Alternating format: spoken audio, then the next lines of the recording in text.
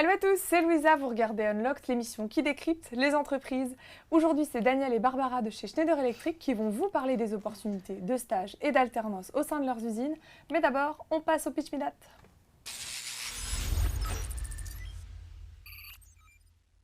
Oui. Hello Barbara, hello Daniel. Bonjour. Ça va? Bonjour, ça va. Bien. Alors Barbara, tu es ingénieure qualité produit process et tu es venue avec un collègue mais que tu connais depuis pas très longtemps. C'est ça, Daniel. Et Daniel, tu es Human Resources Business Partner. C'est ça. Alors Daniel, je te l'ai dit avant l'émission, tu sais que tu vas avoir pour mission de nous pitcher Schneider Electric en 10 minutes. Tu es prêt? Je suis prêt. Je lance le chrono. Top chrono. Donc peut-être avant de pitcher Schneider Electric, un élément de contexte qui est important pour comprendre la stratégie de Schneider Electric. Aujourd'hui, on est dans un monde où l'être humain consomme plus de ressources que la Terre peut générer. Et en même temps, on sait qu'il y a une partie non négligeable de la population qui n'a pas encore accès à l'énergie électrique.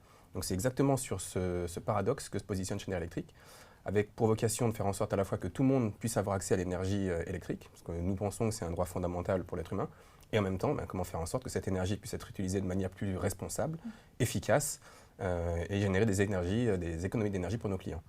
Et donc pour faire ça, Schneider Electric fournit des produits, des solutions ou des services de management de l'énergie. Bravo, il te restait 18 secondes. Alors en 18 secondes, si je dois rajouter quelque chose. Vas-y, t'as le temps. C'est une entreprise française, comme son nom ne l'indique pas forcément, qui a plus de 200 ans d'histoire en France et qui maintenant est très internationale. Trop bien, deux pitch en un, j'accepte, je te dis défi relevé. Aujourd'hui, vous vous orientez de plus en plus vers la digitalisation, tout en vous appuyant sur vos produits qui sont fabriqués en usine. C'est pour ça que vous recherchez des stagiaires et des alternants pour qu'ils puissent vous aider à relever ces challenges. Alors on va voir les profils qui vous intéressent, mais surtout ce que vous proposez aux jeunes diplômés.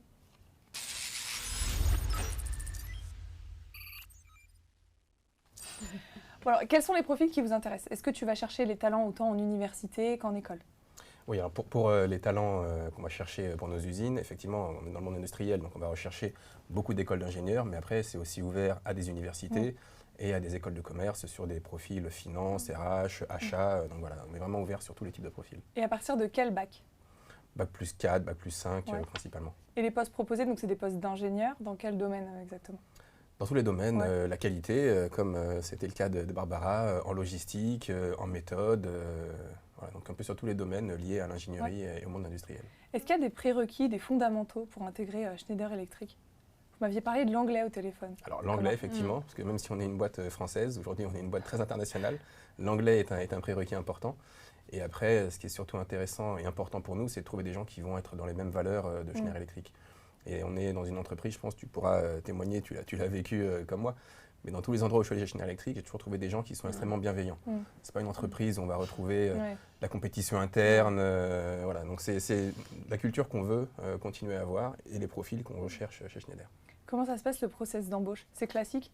C'est classique. Toi, tu as commencé en alternance, Barbara. Voilà, c'est ça. Du coup, tu avais envoyé ton CV. Oui, alors j'avais dans un premier temps envoyé mon CV donc sur la plateforme de Schneider Electric.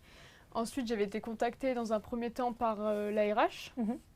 Donc après, une fois que cette étape s'était apparemment bien passée, ensuite il y a la partie avec la manager, la responsable du service auquel on va être attaché. Et après, tu as eu la réponse? C'était long ou pas? Non, c'était relativement rapide quand même. Daniel, pourquoi intégrer les usines de Schneider Electric en stage ou en alternance? Alors déjà, c'est l'opportunité, alors moi j'adore Paris, je suis parisien, mais c'est l'opportunité de rejoindre un grand groupe sans être obligé de déménager à Paris. Voilà, je sais que c'est pas compliqué pour les étudiants en termes de budget. Et puis après surtout, Schneider Electric il y a une boîte qui se transforme. Donc être alternant ou stagiaire dans nos usines peut être l'occasion de participer à des projets de transformation, de digitalisation. Je ne sais pas si tu veux donner un exemple de quelques projets de digitalisation que tu as vus en usine, ça peut être intéressant. C'est quoi les dernières innovations dans ton usine par exemple? Donc voilà, pour ma part, je suis rattachée au service Customer Satisfaction and Quality. Et donc, un des projets qui est en cours là actuellement, c'est la mise en place d'un cobot. Donc c'est un robot collaboratif. Donc j'explique un petit peu ce que c'est. On veut savoir. C'est un bras articulé qui va venir faire le tour du produit pour vraiment vérifier les différentes caractéristiques de contrôle qu'on doit faire avant que le produit parte chez le client final. Et toi, tu bosses sur quelle partie sur ce robot? Donc sur la mise en place, sur la qualification de ce robot, sur vraiment garantir le fait que ce robot prenne en compte toutes les demandes, tous nos besoins, sur les points critiques, des points de contrôle qu'il doit faire pour garantir la qualité du produit. Et c'est comment de travailler en usine au quotidien? C'est sympa, il n'y a pas 2 journées qui se ressemblent, il y a plein de choses à faire. Tu travailles toujours avec la même équipe ou ça change? Alors, je suis rattachée à la même équipe, okay. Donc le service qualité est toujours le même, mais par contre, après, au quotidien, on est à la fois avec le service production, le service méthode, le service logistique, enfin, on est vraiment en collaboration avec tous les différents services, quoi. Okay. Et puis en usine, ça fonctionne vraiment comme une famille. Moi, j'y étais il y a 12 ans et j'ai encore des contacts avec les collègues que je me suis fait il y a 12 ans à Dijon. C'est vrai que ça sympa. fait 16 ans 13 ans. 13 ans. 13 ans. Et donc toi, tu avais commencé en usine? J'ai commencé d'abord au siège et ensuite je suis parti à Dijon. Alors c'est quoi les perspectives d'évolution quand on commence à travailler en usine? Les perspectives d'évolution, j'ai envie de dire, chez Schneider, elles sont multiples. D'abord, on est des bons exemples qui montrent qu'on peut se faire embaucher après un passage en usine. C'est la première nouvelle. Il peut y avoir des opportunités à l'étranger. Aujourd'hui, on a à peu près 200 VIE ouverts dans 70 pays. Donc voilà, ce sont des opportunités pour des gens qui ont fait des alternances et des stages chez nous. Et après, les évolutions dans le groupe peuvent être dans n'importe quel domaine. Donc on peut être recruté après un stage ou une alternance? On peut être recruté, nous sommes des preuves vivantes. Et d'ailleurs, Barbara, tu avais fait une mission détachée en Suède, c'est ça? Voilà, j'ai eu la chance pendant ma dernière année d'alternance d'être détachée donc en mission pendant plusieurs mois. Donc partir, effectivement, en Suède, à Stockholm, dans une usine chez Schneider Electric, à Västerhaninge. Du coup, voilà, c'était une expérience très enrichissante, donc tant sur le plan professionnel que personnel. Ça permet de voir les différentes méthodes de travail qu'il y a dans les autres sites, d'être dans des équipes vraiment multiculturelles. Donc dans l'équipe, il y avait des Australiens, des Indiens, bien sûr des Suédois. Donc c'était vraiment très sympa. C'est toi qui avais demandé à faire cette mission à l'étranger ou on t'a proposé? Les deux en fait. Ça s'est passé comme un accord et donc voilà. Et après, il fallait que ça le permette aussi avec l'école, avec l'entreprise. Et bien sûr, l'accord des managers, voilà. Et comment on t'a accompagné justement sur ta montée en compétences? Tu as voulu rester après ton alternance? Est-ce qu'on est venu te proposer une suite ou est-ce que c'est toi qui as demandé? Les deux, j'ai envie de dire. Déjà, j'étais motivée pour rester, ça c'est sûr. Et après, oui, on est venu me proposer une suite, on est venu me proposer des formations. On est venu accompagner la montée en compétences, bien sûr. Daniel, vous avez une politique compensation et bénéfices au sein de Schneider Electric?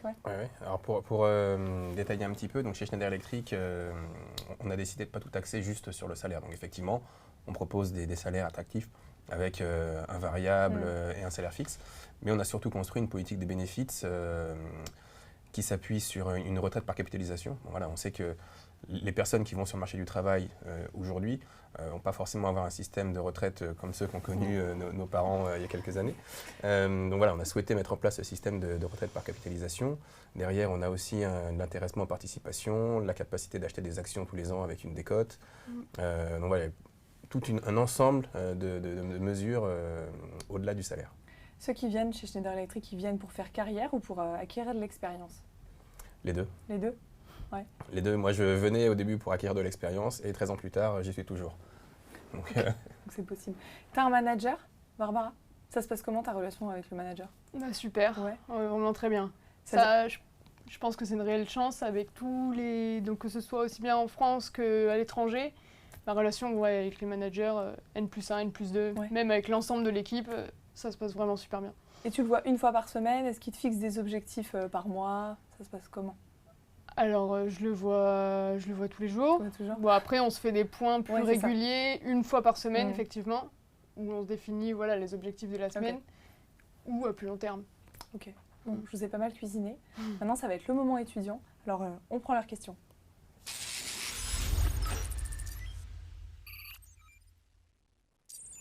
Alors, c'est sur l'Instagram de Job Teaser qu'on a récolté leurs questions. D'ailleurs, chez vous, si vous avez des questions, n'hésitez pas à nous les poser sur l'Instagram de Job Teaser. Vous tapez Job Teaser _ et je prendrai vos questions. Première question d'Irina qui vous demande « Qu'est-ce que vous aimez le plus dans votre travail ?» Daniel, tu veux peut-être commencer. Alors moi, je pense que c'est le côté international. Le côté international, aujourd'hui, donc j'ai des équipes dans 60 pays différents. Alors, c'est pas toujours facile de catcher tout le monde dans les bonnes time zones, mais c'est hyper enrichissant d'être confronté à différentes cultures. Barbara, pour toi, qu'est-ce que tu aimes le plus dans ton travail? faire plein de choses différentes et que ça bouge et qu'il y ait le mix à la fois entre le terrain et à la fois avec la partie dans les bureaux où il y a la partie réunion et faire avancer les choses. Okay. Nicolas vous demande, j'ai fait une classe prépa scientifique puis une école de commerce. Est-il possible de candidater sur des postes d'ingénieur même si je n'ai pas de diplôme d'ingé? Oui, alors tout est possible. Ouais. J'ai envie de dire souvent, on recherche plutôt le potentiel que des personnes qui sont déjà experts dans un domaine. Donc s'il a des notions ou si son profil peut correspondre sur des missions qui ne nécessitent pas forcément une compétence technique particulière, oui, il peut candidater. Il peut candidater. Lorenzo vous demande, dans quel département recrutez-vous? Alors dans la France entière, nous avons des usines à Grenoble, en Normandie, à Dijon, à Carros, dans le sud de la France, près de Nice, qui est une zone très sympa. Et je crois qu'il y en a une aussi près de Bordeaux. Voilà, donc des zones en plus assez sympathiques. Toi, Barbara, tu travailles où? Donc dans une usine entre Grenoble et Chambéry, donc l'usine de Schneider Electric Alpes. Et donc il y a des postes qui sont ouverts à Grenoble? Il y a des postes qui sont ouverts à Grenoble. Ok. Constantin vous demande, quels sont les grands projets de développement de Schneider Electric à court et moyen terme? Alors c'est une question très vague, je vais essayer de donner quelques exemples. Mais les grands projets de développement de Schneider, on est en train de se transformer. Je parlais des produits, des solutions et des services. Aujourd'hui, on est en train de fournir à nos clients des produits mais qui sont digitaux, qui se connectent entre eux, et des solutions et des services aussi digitaux. Donc la transformation de l'entreprise est liée à ça, c'est vraiment la digitalisation. Et donc, comme le montrait l'exemple de Barbara en usine, nous rejoindre en stage ou en alternance, c'est la capacité de pouvoir participer à ces projets de transformation. Ok. Omar vous demande, quelle est la place de l'intelligence artificielle dans une chaîne de production? Barbara. Attends, vas-y, refais. Quelle est la place de l'intelligence artificielle? La place de l'intelligence artificielle. Bah, nous, enfin... Vous l'utilisez j'ai envie de dire, c'est Omar qui a posé la question, j'ai envie de dire rejoins-nous pour nous aider à les mettre en place, puisqu'on en est encore au début. Mais du coup, c'est effectivement exactement le type de projet. C'est exactement le type de projet sur lequel on travaille. Mais après, il y a quand même des projets, dans l'usine à laquelle je suis rattachée, il y a des projets donc, avec la réalité augmentée. C'est ce qu'on utilise dès qu'il y a des refontes de lignes de production. Donc on va utiliser vraiment pour pouvoir se projeter donc, dans le futur environnement. Vérifier les accès, vérifier pour la maintenance que tout puisse, que les opérateurs ils puissent aussi se projeter sur leur nouvel environnement de travail. Et ensuite, on a des projets d'AGV, donc Autonomous Guided Vehicle, qui sont en cours. Il y a aussi de la maintenance prédictive. Donc, est-ce que ça rejoint un petit peu la réponse d'Omar? En tout cas, Omar, sache qu'il t'attend, non? Si tu travailles sur l'intelligence artificielle, rejoins-les. Alors, là, Sana vous demande, quel est le type de management chez Schneider Electric? Alors, je vais reprendre ce que je disais, mais c'est la bienveillance.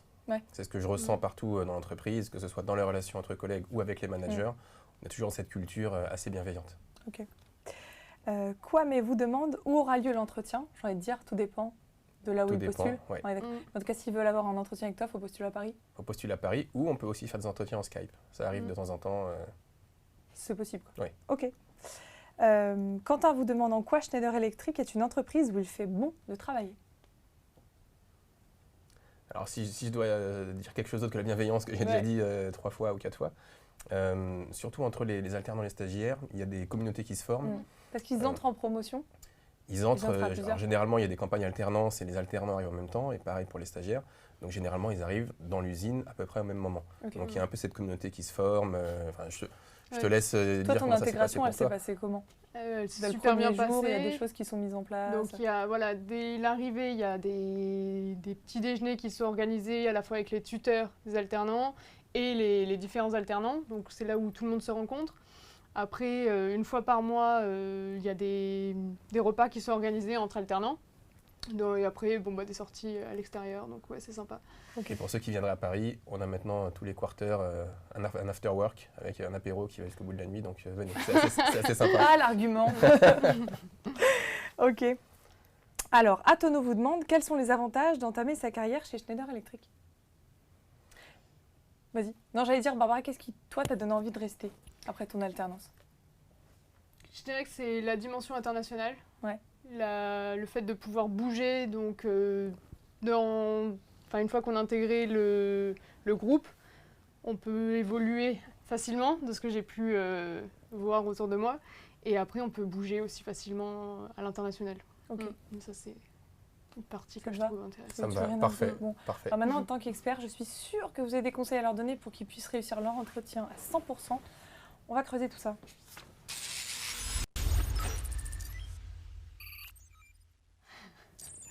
Bon, alors, quels sont les soft skills? Tu parlais de la bienveillance, mais quels sont les soft skills à mettre en avant en entretien pour faire la différence justement sur leur poste? Les soft skills, alors bon, d'abord, le premier conseil en entretien, il faut venir préparer, mais ça, je pense que c'est assez évident. Venir préparer, c'est-à-dire se renseigner sur l'entreprise, Se renseigner sur préparer des l'entreprise, questions potentiellement. préparer des questions et puis préparer son speech, tester avec des potes avant ou avec la famille, avant l'entretien, préparer son speech et le peaufiner. Pour les soft skills. Voilà. Et pour les soft skills, bon, je l'ai dit, on est une boîte qui est en train de se digitaliser. Et ce qui est important, c'est qu'un profil digital, ce n'est pas forcément quelqu'un d'expert dans une technologie digitale. C'est avant tout quelqu'un qui est assez ouvert d'esprit, flexible, qui apprend très vite, qui est capable de s'adapter très vite. Donc c'est aussi ce qu'on va rechercher. C'est aussi ça qu'on va rechercher en termes de soft skills. Quelqu'un qui est flexible, qui a envie d'apprendre et qui sait s'adapter. La proactivité aussi, je pense. Qui soit force de proposition, qui a envie d'apporter quelque chose. Ouais. Et quel est le hard skill, le côté technique à avoir si on se projette demain? Alors, vous parlez de digitalisation, quel serait le hard skill à posséder? On parlait de l'intelligence artificielle, alors forcément, de plus en plus, on va avoir besoin de ce type de profil. On va aussi avoir besoin de profils qui sont forts sur les analytics, puisque avec l'importance du big data, ça va arriver. Voilà, il y a quelques hard skills qui vont être de plus en plus importantes, que ce soit chez Schneider ou ailleurs d'ailleurs dans le futur. Toi qui recrutes, Daniel, c'est quoi un bon stagiaire? Un bon stagiaire, je pense que je vais reprendre l'exemple de Barbara, c'est quelqu'un qui est proactif. Quelqu'un qui n'attend pas forcément, proactif et autonome, qui n'attend pas forcément qu'on vienne tous les jours lui dire heure par heure quoi faire, mais qui est capable de prendre des initiatives et qui est capable d'aller aussi proposer et chercher des choses à faire. Barbara, tu as des astuces pour faire la différence en entretien? Comment toi tu t'étais préparée à ton entretien, pour ton alternance? Je sais pas, j'ai envie de dire être le plus naturel possible aussi. Ouais, ça veut dire quoi? Parce qu'on dit souvent ça, être naturel, ça veut dire quoi? On m'a dit ça pour venir ici aussi. On t'a dit bien naturel pour le live. Ouais, Est-ce que j'imagine que tu t'étais renseignée sur l'entreprise, tu avais préparé des questions ou pas? Ou tu étais peut-être sûre de vouloir travailler là-bas?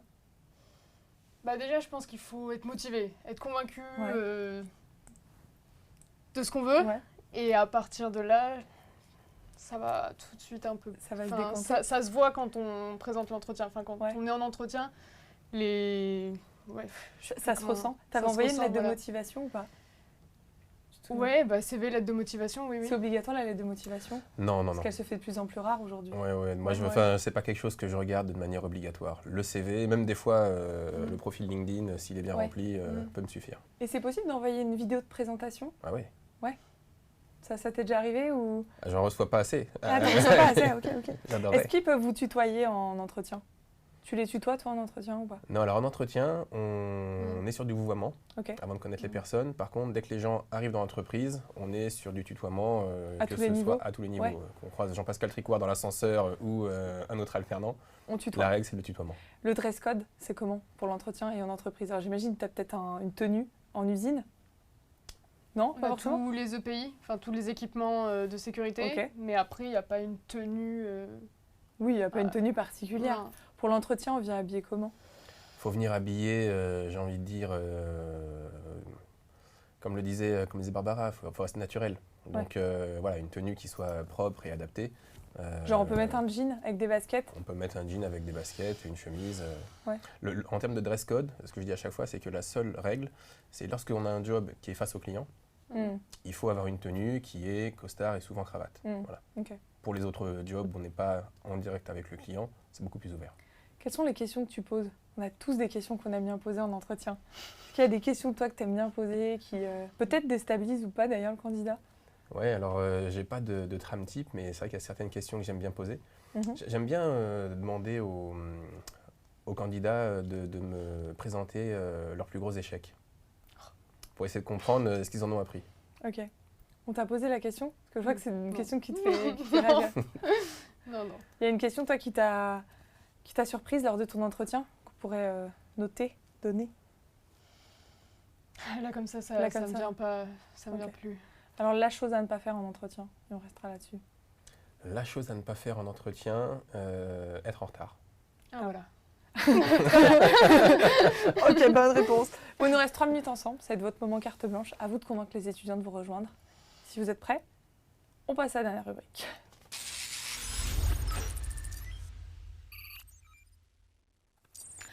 Alors, pourquoi les jeunes diplômés doivent vous rejoindre? Pourquoi les jeunes diplômés doivent nous rejoindre?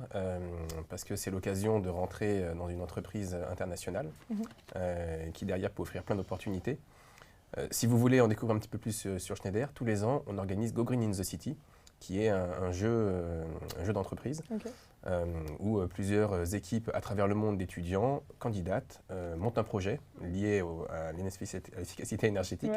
Et donc, les finalistes sont tous les ans invités pendant l'Innovation Summit, qui était il y a 3 semaines à Barcelone, et on élit le meilleur groupe. Voilà. Donc, c'est une bonne opportunité de commencer à interagir avec Schneider Electric. Pour ceux qui passent les premières sélections, vous aurez un tuteur qui vous accompagneront les étudiants pour monter le projet. Donc, voilà, ça peut être une première bonne approche avec le groupe. Ok. Barbara, pourquoi vous rejoindre? Et donc, pour conclure sur un petit peu tout ce qu'on a pu dire, pour appuyer une preuve sur ce qu'on a avancé, on apparaît 3e dans le classement des entreprises qui accueillent le mieux les alternants et les stagiaires, avec le label Apistrini. Ok. Bon, bah alors, autant d'arguments de vous rejoindre. Chez vous, si vous ont convaincu, mais je suis sûre que oui, vous pouvez postuler sur s.com ou encore sur jobteaser.com. Merci à tous les deux d'avoir été là aujourd'hui. En tout cas, si vous voulez postuler sur Paris, n'hésitez pas à demander Daniel, surtout que maintenant vous savez les questions qu'il pose. Alors, j'ai envie de vous dire. Et je suis sur LinkedIn, pas de souci. Et il est sur LinkedIn. Ils peuvent te retrouver sur LinkedIn aussi? Ne t'inquiète pas, ils ne vont pas tous te contacter. Si vous avez des questions, on ne sait jamais. Bon, merci encore à tous les deux. Merci. Bon courage pour la suite, belle carrière. Et puis chez vous, comme d'habitude, je vous donne rendez-vous très vite pour un nouveau live.